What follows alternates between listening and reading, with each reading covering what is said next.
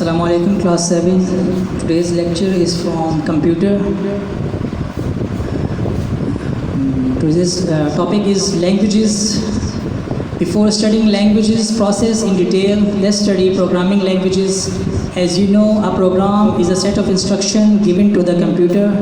These instructions are written in some specific language called programming language. Programming language हमारे पास क्या होती है, instructions का एक सेट होता है जो कि हम कंप्यूटर को प्रोवाइड करते हैं उसका टास्क परफॉर्म करने के लिए। तो ये जो लैंग्वेजेस हैं हमारे पास, ये क्या कहलाती हैं? Programming languages. किसी भी चीज़ को या किसी भी शख्स को अपना मैसेज प्रोवाइड करने के लिए हमें एक मीडियम की ज़रूरत होती है जिसे हम कहते हैं लैंग्वेज। अगर हम इंसानों की बात करें तो हम एक दूसरे को मैसेज कन्वे करने के लिए लैंग्वेज यूज़ करते हैं। कोई भी ज़बान हो सकती है ताकि हमारा मैसेज ईज़ीली दूसरे पर्सन तक डिलीवर हो जाए। तो इस तरह कंप्यूटर को भी अपना मैसेज या इंस्ट्रक्शंस प्रोवाइड करने के लिए हमें एक लैंग्वेज की ज़रूरत होती है, वो हमारे पास है प्रोग्रामिंग लैंग्वेज। प्रोग्रामिंग लैंग्वेज को हमने दो कैटेगरीज़ में डिवाइड किया हुआ है। सबसे पहले हमारे पास है लो लेवल लैंग्वेज, सेकंड हमारे पास है हाई लेवल लैंग्वेजेस। सबसे पहले हम डिस्कस करेंगे लो लेवल लैंग्वेजेस को।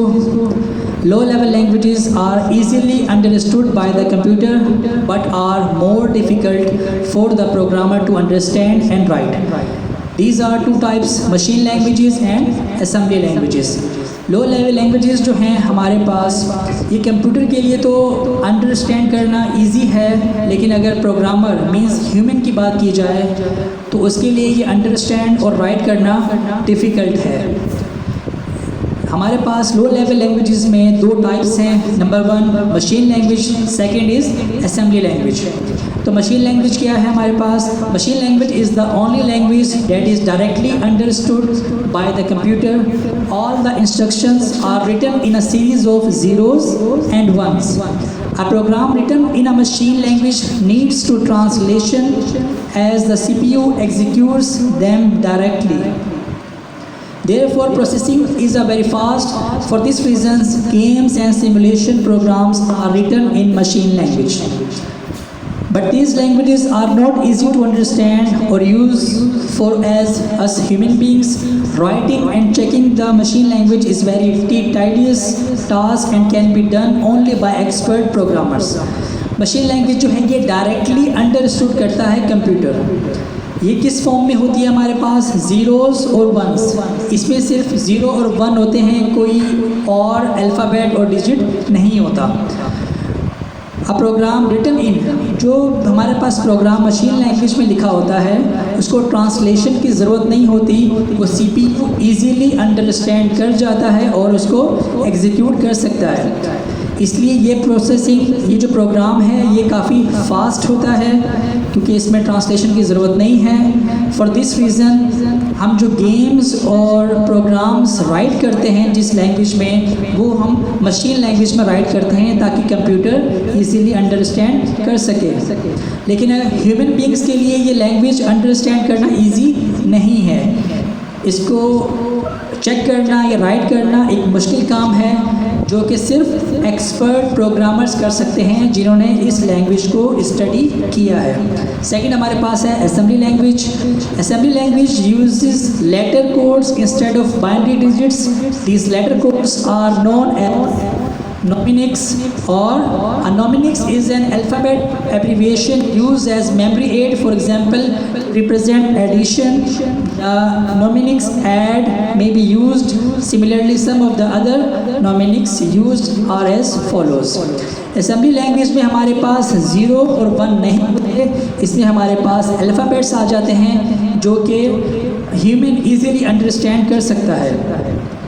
अब जो हमारे पास न्यूमेरिक्स हैं ये अल्फ़ाबेट्स की एब्रीविएशन होती हैं। एब्रीविएशन क्या होती हैं कि किसी भी लॉन्ग वर्ड को हम शॉर्ट फॉर्म में कन्वर्ट कर लेते हैं। जिस तरह हमारे पास सब्ट्रैक्शन है, इसकी शॉर्ट फॉर्म क्या हमने लिख दी? SUB।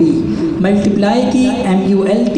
इस तरह तमाम हमारे पास जो वर्ड्स हैं इनकी हमने न्यूमेरिक्स को लिख लिया है। ये हम इस लैंग्वेज में यूज़ करते हैं। हम डायरेक्ट सब्ट्रैक्शन यूज़ नहीं करेंगे, SUB यूज़ करेंगे। अगर हम सब्ट्रैक्शन यूज़ करेंगे तो वो कंप्यूटर के लिए अंडरस्टैंड करना ईजी नहीं होगा, वो अंडरस्टैंड नहीं कर पाएगा।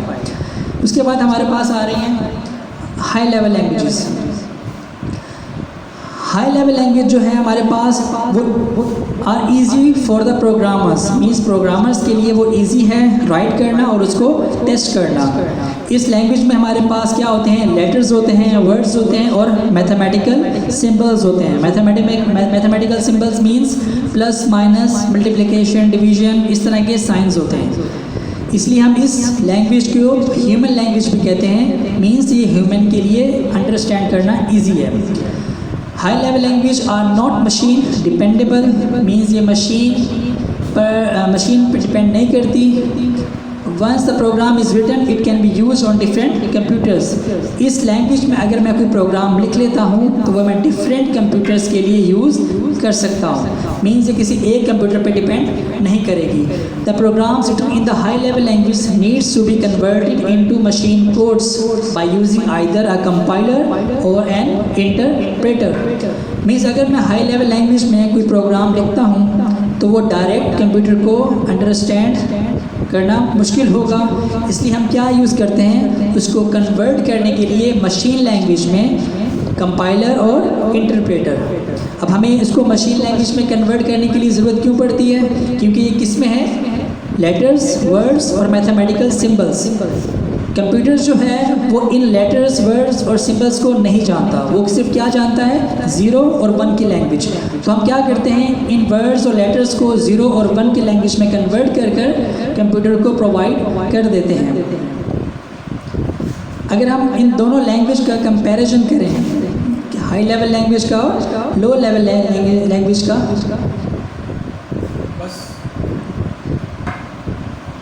वो हम नेक्स्ट लेक्चर में इसका कंपैरिजन करेंगे कि इन दोनों को कंपेयर करके कौन सी इजी है और कौन सी डिफ़िकल्ट है। और इसकी वर्कशीट आप लोगों को प्रोवाइड हो जाएगी, जिसमें आप लोगों को इन दोनों लैंग्वेजेस और इनकी टाइप्स को एक्सप्लेन करना होगा। Thank you.